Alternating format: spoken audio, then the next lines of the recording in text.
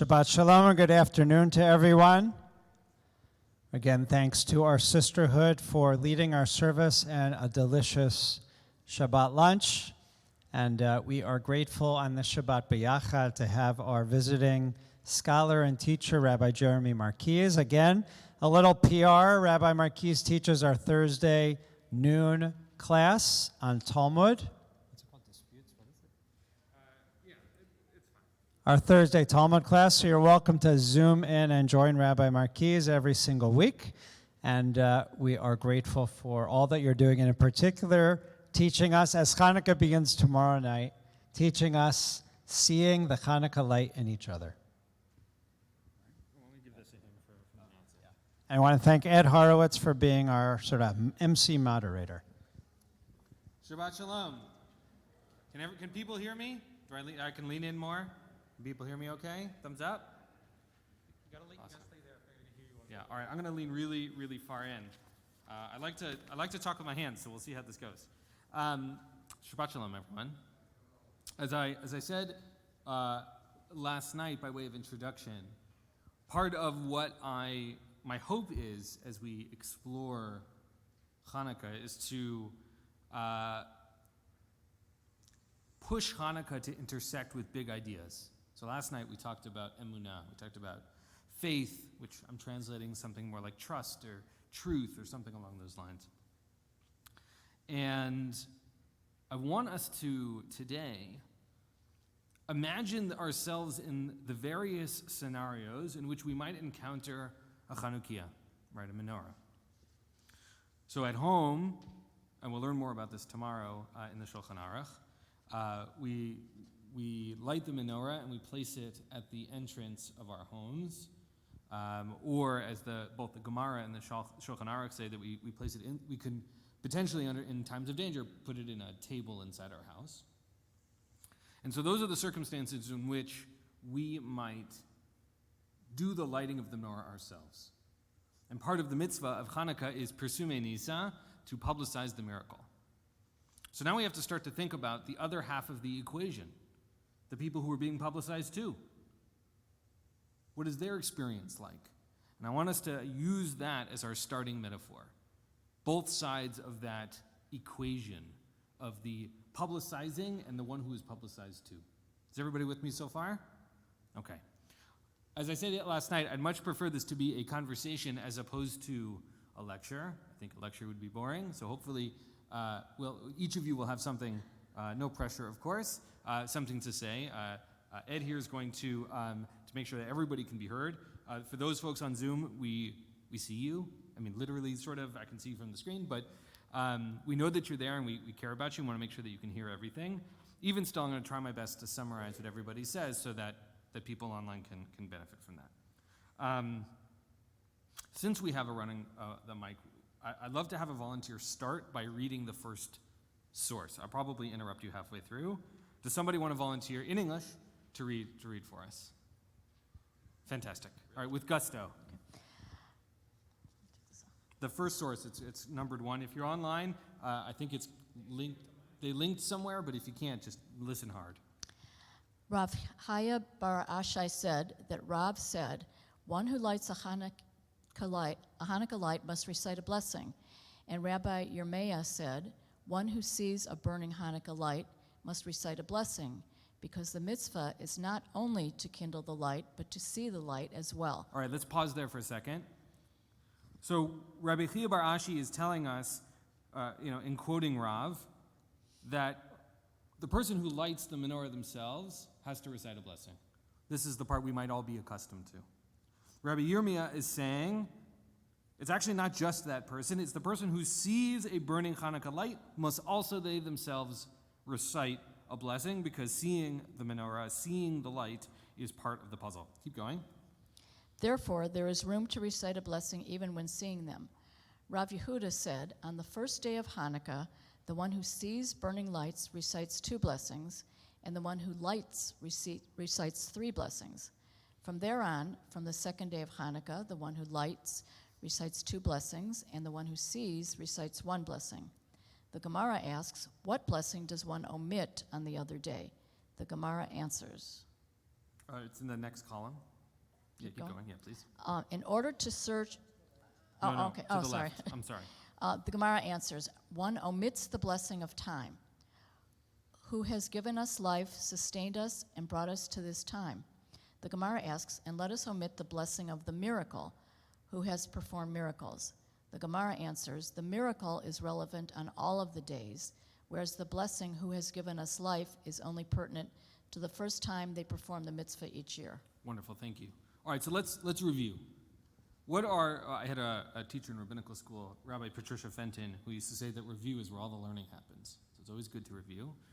So there are 3 blessings we recite on Hanukkah. Tomorrow night we'll recite all 3. What are they? Does anyone want to call them out? Yeah, the first.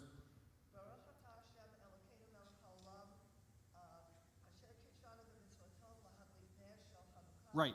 So that's the first one, which is the blessing, the one I referenced in the sermon, which was the blessing God commands us to light the candle. Somebody else, the other mitzvah? Yeah, the other.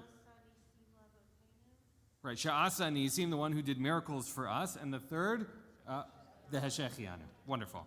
So here we have Rav Yehuda who's coming to us and saying, on the first day of Hanukkah, not the person who blesses, but the person who sees a Chanukiah recites 2 blessings, and the person who lights it themselves recites 3. Which one does the person who sees not say on the first night?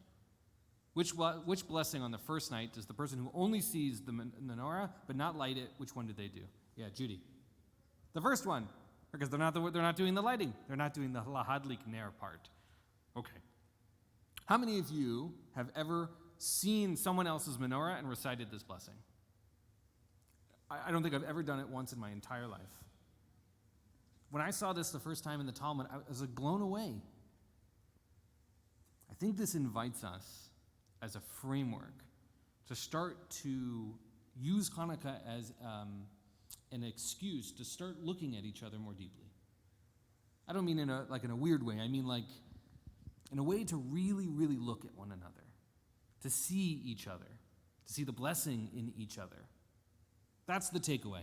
Like spoilers, that's the takeaway I want to take from today, which is I want us to really see each other, to see the good in each other, to see the light in each other. That's the metaphor.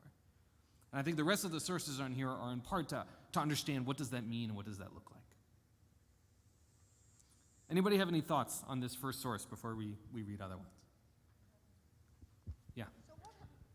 So what happens when you're in Yerushalayim during Hanukkah and you walk down the street and everybody's got their little brick with their Chanukiah, and you go house by house, each one has a Chanukiah.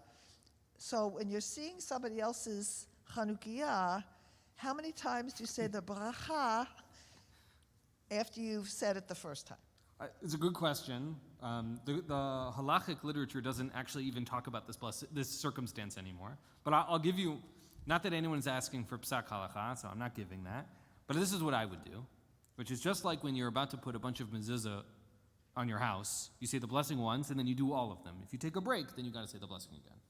And so I would imagine I used to live in Squirrel Hill, so it's a very Jewish neighborhood. Same, whether it's Jerusalem or any other place where you might see a lot of menorahs. I think we would say the blessing at the beginning as we're on our walk home or we're driving home or what have you.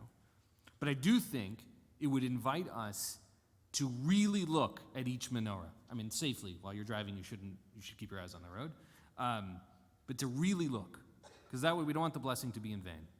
We want us to really, really look at those menorahs, and I think in a similar way, to really give each other a chance to look at one another.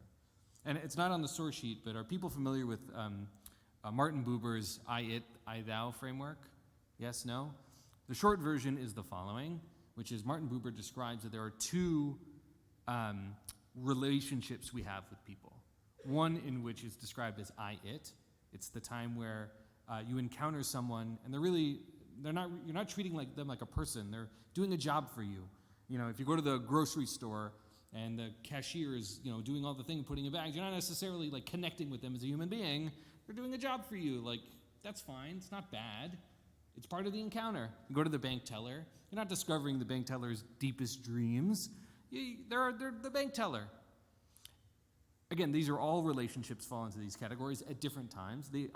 Martin Buber talks about the second category, I, Thou, which is when you've really connected with someone. where you walk away changed from the experience. You've really deeply learned something about another person. I think that's what this is starting to hint us towards. Let's read a little bit more. Can I get another volunteer to read the Likutei Moharan text here, which is number 2? This is Rabbi Nachman of Breslov, and he makes an interesting comparison that we may not have ever made before. I never thought of it before this. Can I get a volunteer to read for us in English? Please.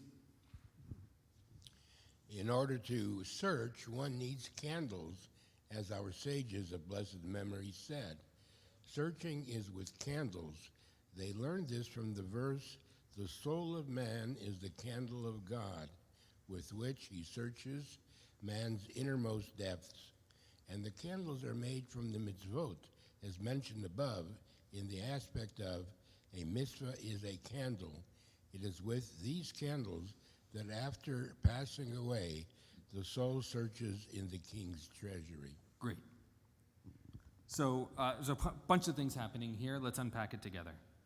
So what is the very first thing that Rabbi Nachman is saying in the very first sentence? Does someone want to summarize for me?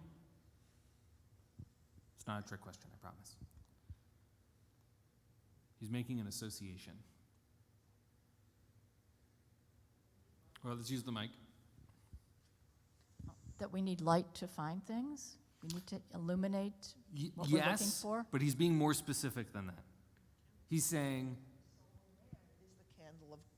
the soul of man is the candle of God. right, the soul of a person, right, the verse from Proverbs, right, it says, Ner Hashem nishmat Adam, right, the candle of God is the soul of a person. But I want to push this a little further, which is, what other circumstance do we use a candle in Jewish tradition, other than Shabbat? Yard side candle, true. What else? For Pesach, right before Pesach begins, what do? We light a candle, we grab a feather and a wooden spoon, and we start looking for chametz. Rabbi Nachman is saying, and he uses this example, it's quoted in the Talmud, Psachim 7b. He says, he's explaining to us that the essence of candles, right, we use candles for searching.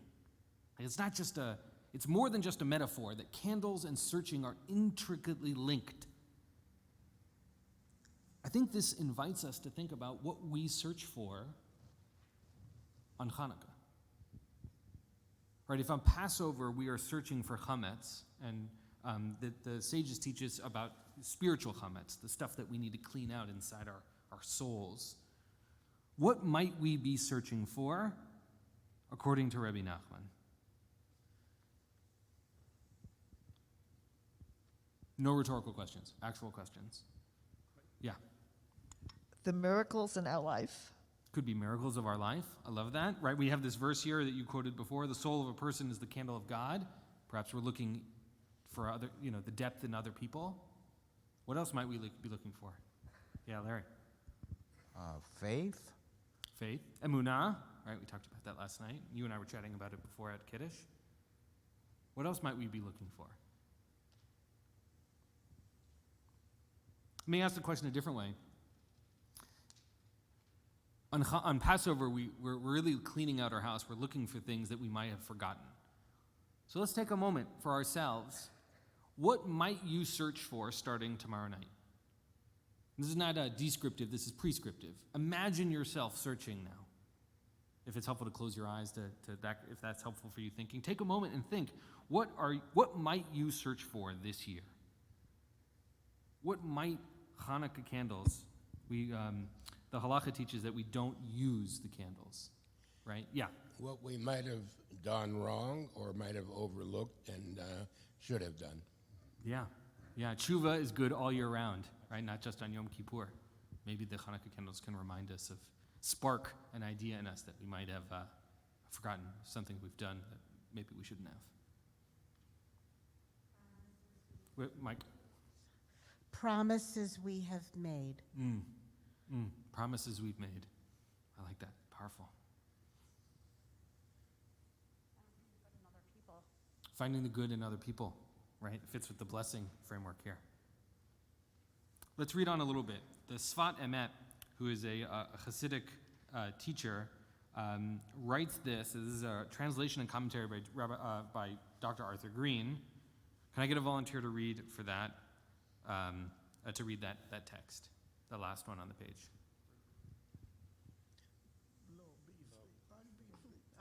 Nice. Ed is just voluntelling people. I love it.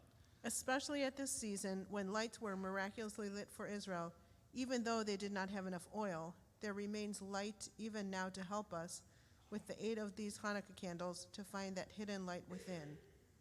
The Hanukkah candles are a spiritual symbol, the light of the commandments by which we search our inner selves. We seek out the hidden divine light within ourselves. The mitzvot are light-seeking candles, instruments given to us to aid us in that search. So here we're starting to get this symbol, right? And I don't have a copy of this book, but as I was doing the research, the italicized part, I italicized it. I'm pretty sure that that's Dr. Green's interpretation here. He's telling us that the Hanukkah candles are a symbol, right? That they don't just represent the oil that may or may not have lasted for 8 days, depending on how much you want to attach truth to that story, but that they invite us to search out our inner selves. And then this line, I think, is so striking. The mitzvot are light-seeking candles. They are instruments given to us to aid in that search. So before we turn the page, because we're going to talk about mitzvot in a second, why might mitzvot be instruments to aid us in searching for meaning? This is a really broad question. How do mitzvot actually do this? What does that look like? And it can be, this is a personal question, right? I'm not looking for an objective answer here. Anybody want to talk about maybe a mitzvah in their life that brings them meaning? Last night I talked about how Kiddush always makes me have like a really meaningful moment as I think about Jewish history and the story of the Exodus and creation, all folded up in this idea of inheritance. I find that to be meaningful every Shabbat. It strikes me so deeply. Yeah, Eric. This may be close. Okay, so we've survived all these years with tremendous pressures around us to assimilate and be like the rest of everybody else. So when we're lighting candles, we're saying, no, we're not going to assimilate, we're not going to completely give up. This is our heritage, this is what we're doing to preserve it. Right, so what you're saying is the Hanukkah candles for you very much represent a claim that we are Jews. We're not giving up our Judaism in any way. We're not allowing ourselves to be assimilated too much. That's what I'm saying. Nice. Powerful. Larry? Cheer after that. When we do the mitzvot, it can put us in touch with our Jewish soul, and that Jewish soul will put it. I mean, that's one part of our. It might be one part, or if not a whole lot, of our inner selves.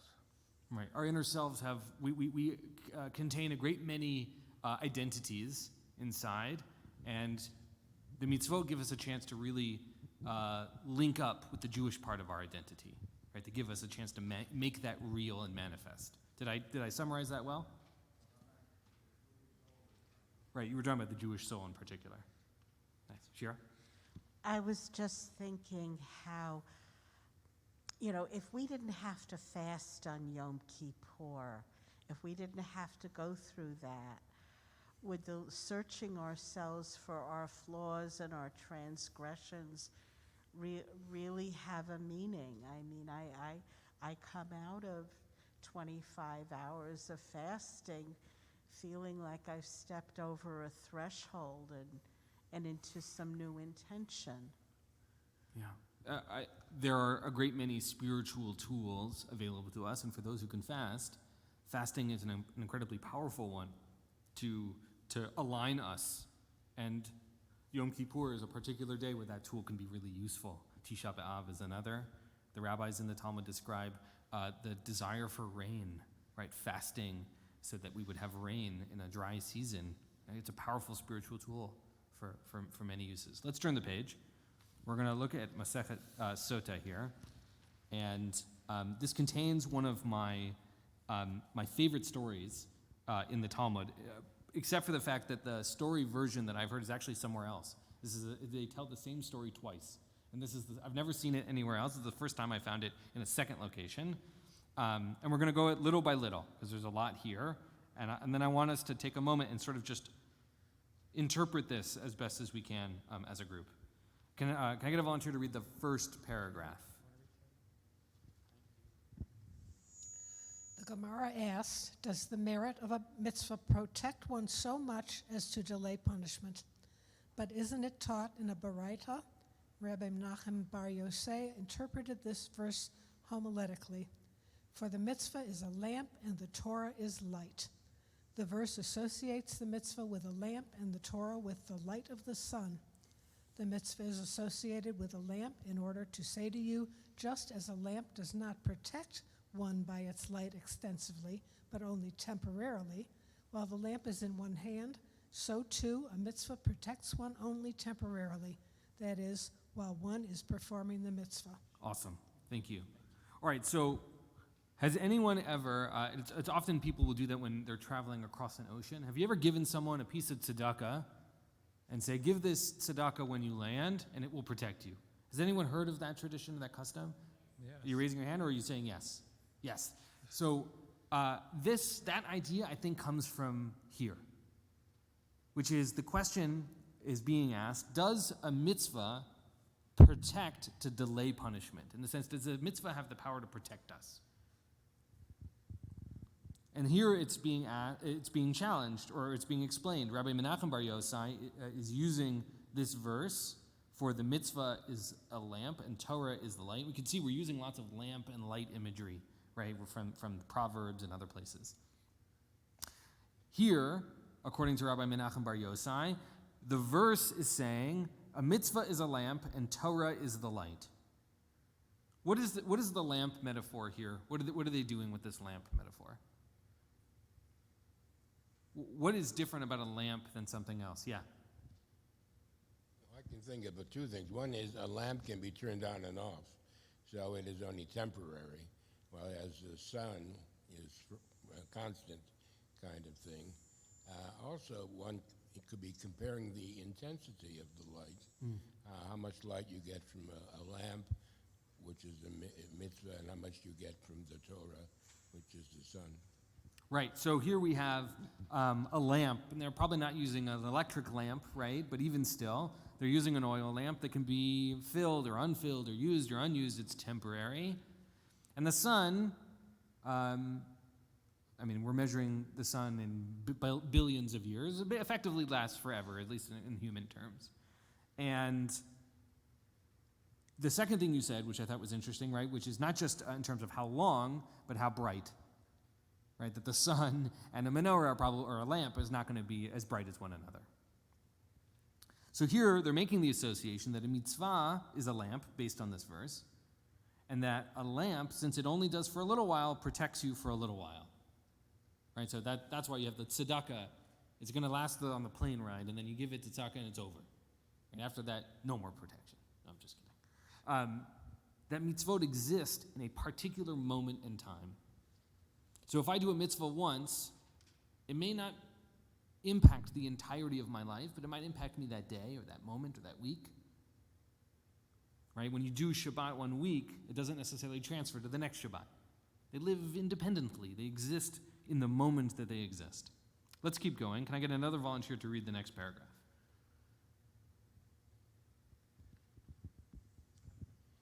And the Torah is associated with light in order to say to you, just as the light of the sun protects one forever, so too the Torah one studies protect one forever. And it states in the previous verse with regard to the Torah. The previous verse is that we have Proverbs chapter 6:23, which was the lamp mitzvah thing, and this one is the previous verse to that one. Keep going. When you walk, it shall lead you. When you lie down, it shall watch over you, and when you awake, it shall talk with you. The Gemara explains, when you walk, it shall lead you. This is referring to when one is in this world. When you lie down, it shall watch over you. This refers to the time of death, when one lies in their grave. And when you awake, it shall talk with you. This is referring to the time to come after the resurrection of the dead. The Torah that one studies protect and guide one both in this world and in the next world. Great. Thank you, Terry. So here we have this image of Torah as light, like the sun. We have this verse that it sort of has three parts. When you walk in, it shall lead you, part 1. When you lie down, it shall watch over you, part 2. And when you awake, it shall talk with you. The rabbis are sort of bending the meaning, right? They're interpreting it generously, let's say, bending its meaning. And they're creating a framework between our existence in this world, our existence at death, and existence in the world to come. Here, the bold is the translation. The not bold is Rabbi Adin Steinsaltz's commentaries, and he's telling us that it at the resurrection of the dead. And let me be clear: I'm not suggesting a theological worldview. You can believe what you wish about this. But effectively, if Torah is going to last forever, right, that Torah is existing in each of these parts of our existence. That Torah sort of pervades our life. And here, if you interpret it generously, the it in the sentence is Torah. Now, we could look in the book of Proverbs to see if they're actually referring to Torah. My guess is probably not. But here, that's the image that they're doing. What do people think about this? Is this meaningful? Does this strike anyone in a way? Yeah, Mike. I just find it strange that the Torah does not talk about the life afterwards. The Torah doesn't speak much about the world to come. It does make references to Sheol, but it's not really defined. It's a sort of underworld of some kind, right? Yeah. Certainly. Right, so here the rabbis are interjecting their own view onto the book of Proverbs, their own theological view. Yeah, Terry?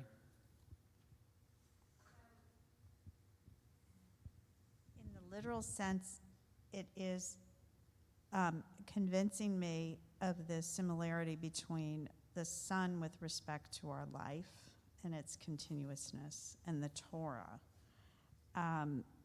You could expand that, though, and say at the different stages of our lives, Torah speaks to us essentially in different ways.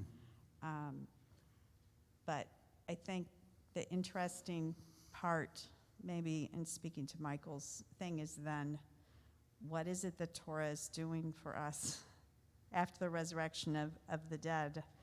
And I imagine you can't really answer that because we don't even know exactly what we as future non-humans, I don't know.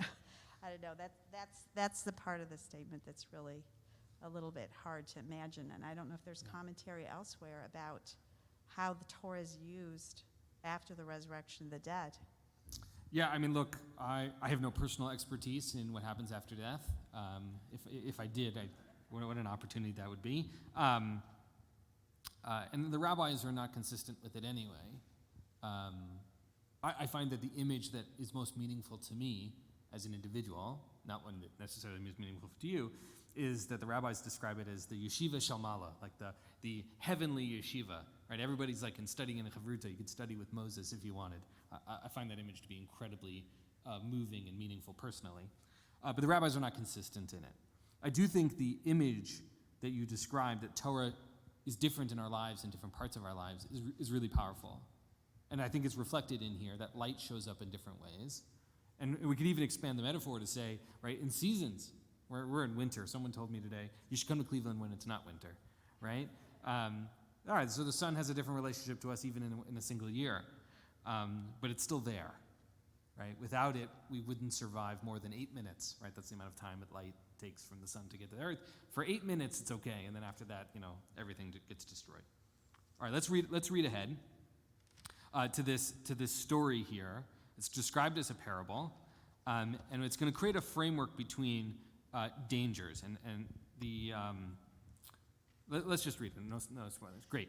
This can be illustrated by a parable, as it is comparable to a person who is walking in the blackness of night and the darkness, and they are afraid of the thorns and of the pits and of the thistles, which they cannot see due to the darkness.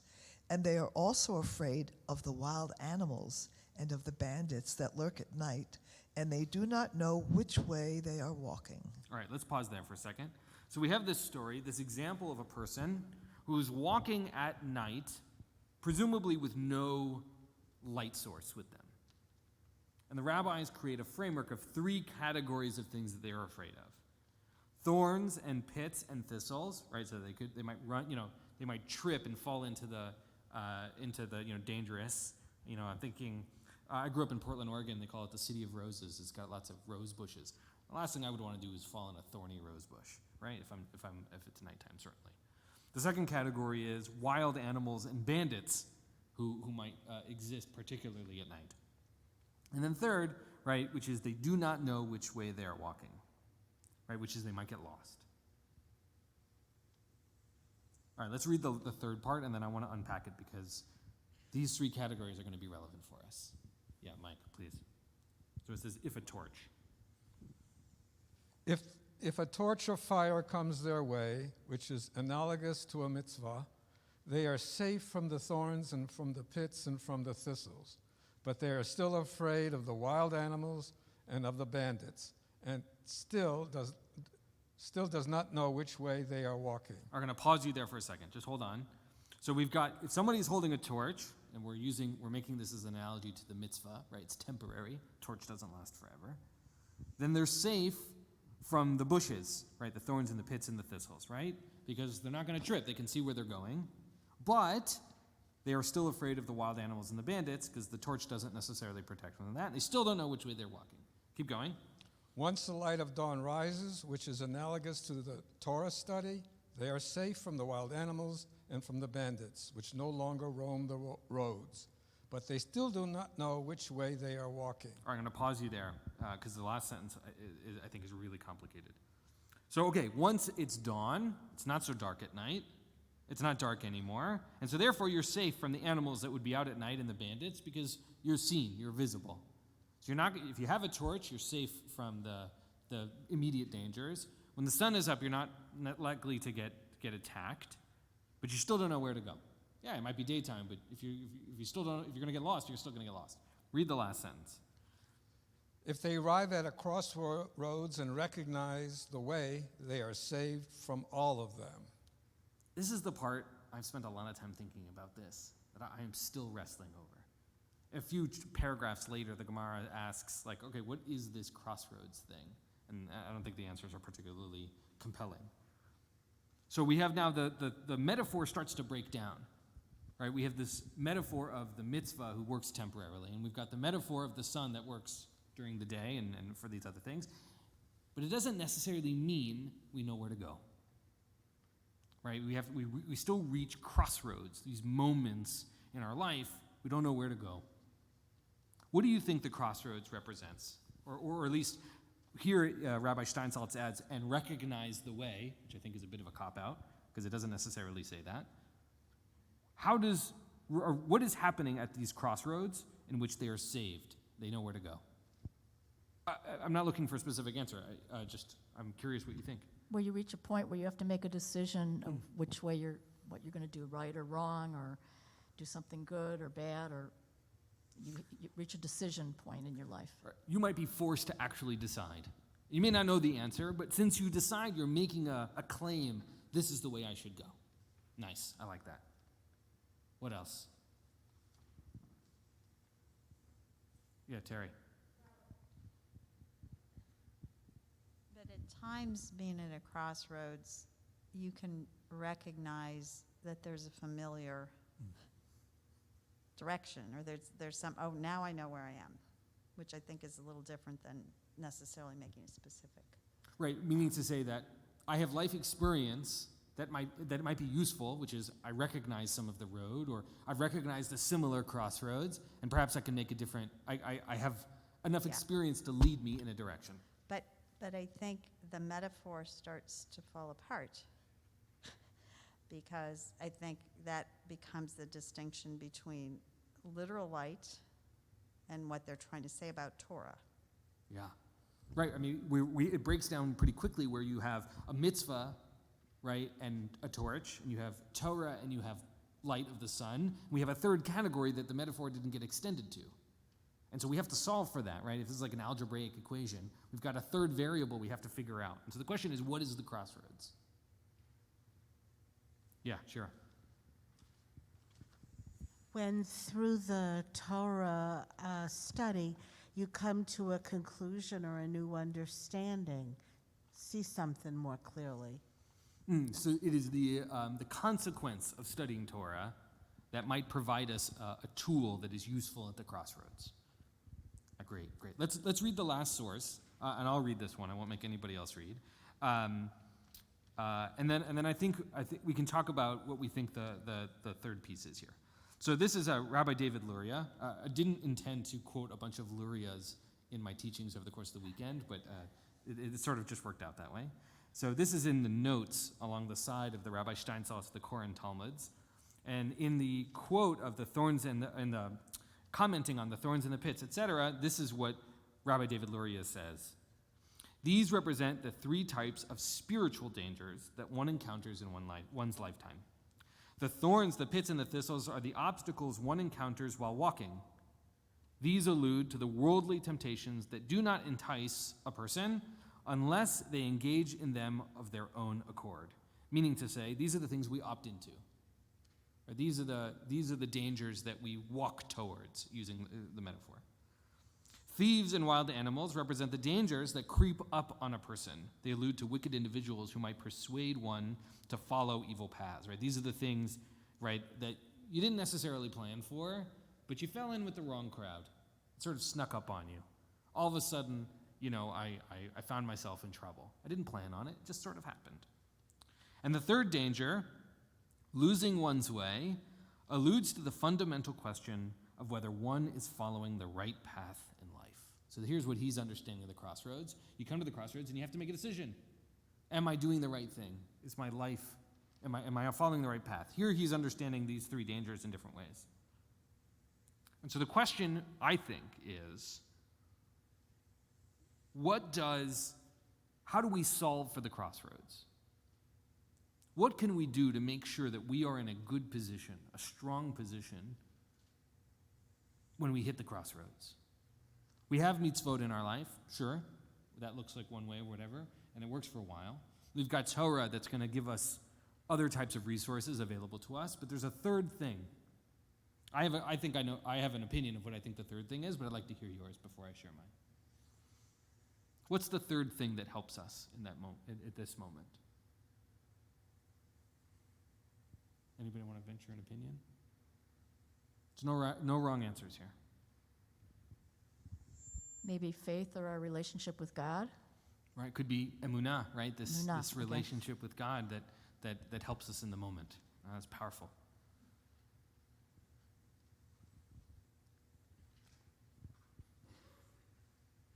So a little bit the challenge with God is that God really isn't a human, and the Torah stories about our ancestors are showing some solutions that they chose, and then the outcomes of those that perhaps allow some reflection. I'm sorry, I don't think I understood I understand that God is not a person, but I didn't catch the second part. So if we think about the different, I'm primarily thinking of Genesis, but all through, there's definitely examples of peoples that made choices that then had consequences that in retrospect seemed like that was the wrong direction to go. As a result of their relationship with God? Is that what you're saying? No, not necessarily. I think that there's choices that we have to make in human lives that are very much in the material and present world that are only partially, like there's spiritual choices in concrete things, and the relationship with God sometimes is just too theoretical.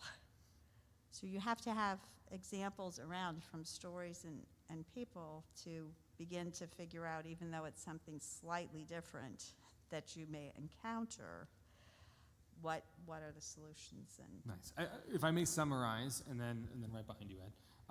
If I understood you correctly, right, if we look at the Torah, we have all sorts of decisions that our ancestors made that maybe weren't so great, right? I would argue Joseph continuing to tell his brothers about dreams where he's in charge may not have been the best choice. And that we need sort of the application stories so that to help us, let's just argue maybe that's wisdom, right? Wisdom to help us in those moments. Yeah. I was going to say that coming to a crossroads, this third danger maybe refers to moral compass and a sense of self, and that develops over time. And if you think about sort of the mitzvot that provide a framework and the study of Torah that also provide a framework, ultimately your moral compass and who you are evolves as a result of these, in a way, tools that help create the framework and let you make choices as you go through life. Right, the crossroads represents a moral choice, and having the various, let's say, experiences gives us the chance to make the right choice at the time. Did I sort of summarize you right? I'm sorry, Ed. I know you're running back and forth here. You got your steps in for the day. Yeah, Thank you. No, so I think it's both. To me, it's about more than just moral choices. It's about all the things that you do in life. Some of them are moral, some are practical. You know, what do I do when I grow up? That kind of thing. Got it. I want to argue the following, and we'll come to an end. I'll let you go have your Shabbos nap. If we draw in, I'm sorry. Yeah, Ron, please. I'm thinking that if you have mitzvot is the first thing and the Torah is the second thing, the third thing is strong mutual community support to keep you on the right track. Nice. It's like you were in my brain. Where we were going next is, I think the third thing is relationships. It's community. And not just community, but like also one-to-one relationships. Because if we look at all these texts together, and we think about how light manifests, we lose our way when we don't have other people to guide us. Not that because they always have the answers, but relationships are important to keep us informed about how we walk through life. I have a colleague from rabbinical school, a very dear friend, who would always tell me, hey, you use the word super a lot. Did you notice that? You say super this, super that. I'd never noticed it before, but thankfully I have this friend to tell me all the things now I can be self-conscious about. Relationships are useful, right? They help us, they guide us, they help us in these moments where we have to make decisions. And I think that's the lesson about seeing a menorah and making a blessing. It's the thing that Likutei Moharan is saying, what we're searching for. It's what the Sfat Emet is saying about our inner selves, is that if we don't have the opportunity for relationships, to really see another person, to learn from them, to engage from them, to hear about their experiences, we're lost when we need to know where to go. And that it's the combination of mitzvot and Torah and people that really provide us a pathway. And so for me, when I look at the Hanukkah, which the halacha tells us we're not allowed to use for any practical purpose, to me it's a reminder that we're always searching, and we're searching for others, and we're searching for community, and that if we do so effectively, that really, really is a blessing. And that's the conclusion I want to leave you with today. Shabbat Shalom. Oh, and let's give Ed a round of applause. Thank you. But good. Shabbat Shalom. Thank you, Rabbi Markiz. A reminder, great learning from you this Shabbat. And you can learn every Thursday, Lunch and Learn with Rabbi Markiz. If you haven't joined us, thank you to all of you for coming, and Ed for moderating. Today, a reminder, this evening, 6 p.m., we have Ma'ariv and Havdalah. Tomorrow morning, 8 a.m. Minyan, followed by breakfast at 9, and approximately 9:45, Rabbi Markiz will be teaching again in Halpern Hall, set up like our Torah study, Torah Cafe. approximately 9:45 on the Hilchot of Hanukkah, correct? The laws of Hanukkah. And also tomorrow at 5:30 p.m., our congregational Hanukkah dinner and party. We hope to see you throughout the weekend. So thank you so much. I'll also give a quick notice. You'll see an email this week, but next month, January 20th and 21st, we have another scholar and musician in residence weekend with Rabbi Josh Warshawski, which you'll hear about more, and hope you can join us that weekend as well. But thank you, Shabbat Shalom, and thank you, Rabbi Markiz. Yeah.